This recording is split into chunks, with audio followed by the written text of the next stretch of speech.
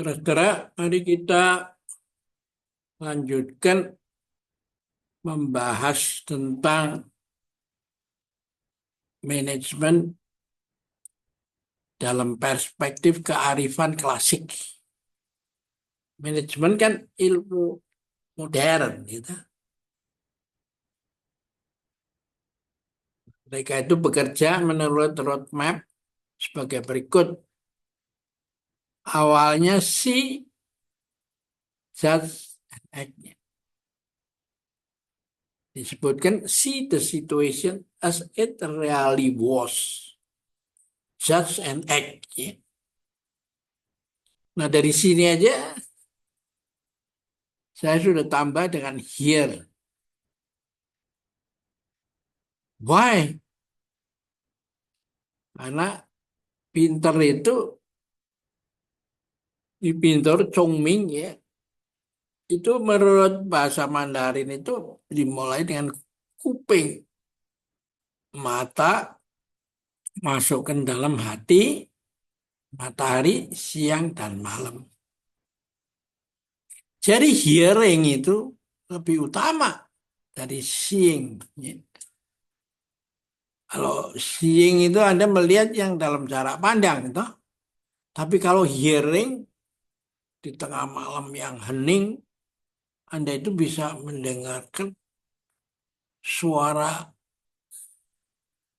lokomotif atau kereta api yang jauh, entah dari mana itu, ada di mana. Ya. Jadi hearing lebih sensitif daripada seeing itu. Karena itu hearing lebih utama ya daripada seeing ya. Nah, lalu harus setelah hearing lalu seeing. As really was, ya. As it really was, lalu judge baru act. Ya. Nah kalau sudah ini beta ini terjadi, maka baru kita bisa mengadakan planning, organizing, actuating, controlling. Ya, toh?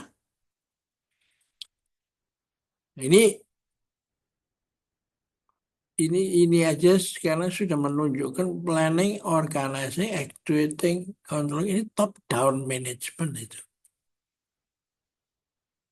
Nah, bagaimana kearifan klasik melihat manajemen itu? Terus lihat dari Buddha dulu mengajar dasar ilmu manajemen itu, yaitu gradasinya itu ada mendengar aja itu seperti orang mendengar suara radio, suara televisi, ya toh, klakson mobil, ya toh, burung berkicau mendengar itu. Jadi nggak fokus itu. Nah, karena itu Anda nggak dapat apa-apa, dapat suara aja. Tapi kalau mendengarkan, Anda fokus itu dengan penuh perhatian. Tapi pada saat itu juga berarti yang tidak Anda, di luar yang Anda perhatikan itu diabaikan itu. Jadi dalam apa, lalu Anda tidak melihat keseluruhan realitas itu. Ya, nah misalnya saja Anda mendengarkan konstituen Anda dalam politik gitu, hanya Anda akan perhatian Anda difokuskan kepada apa mendengarkan apa konstituen Anda, orang yang memilih Anda atau yang Anda akan bujuk supaya dia akan memilih Anda. Tapi kalau hanya mendengar, Anda mendengarkan suara totalitas itu. Inilah pintu belajar mendengar ini, hanya mendengar itu adalah apa dibutuhkan orang yang posisinya lebih tinggi itu. Ya, yang wawasannya itu kemajuan keseluruhannya. Ya, nah, ini direlasinya dengan kearifan Tiongkok ini kan budaya.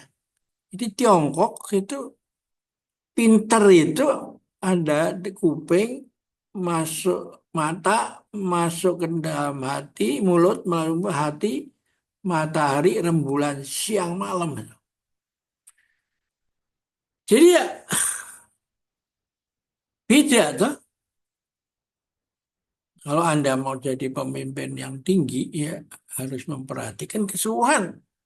Karena ketika Anda menjadi besar, Anda menghidupi yang kecil, bukan Anda melahap yang kecil itu. Akuisisi, aneksasi. Gitu.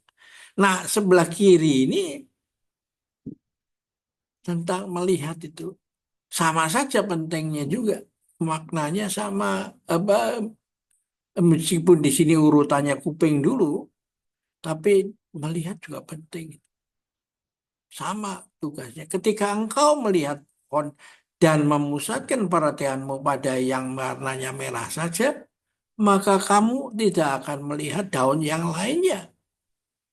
Kalau penglihatanmu tidak dipusatkan pada satu daun saja dan pikiranmu tanpa maksud apapun, ya, ini penting nih, maka kamu akan melihat setiap daun yang tak terbatas jumlahnya. Ini tanpa maksud apapun itu just hearing, hanya mendengar aja. Kalau hanya satu daun yang menarik perhatianmu, maka yang lain seolah tidak ada. Melupakan pikiran secara total, kamu akan melihat keseluruhan. Nah, ini Buddha yang tadi ini ya, sini. Nah, ini yang sebelah kiri ini adalah bagaimana seorang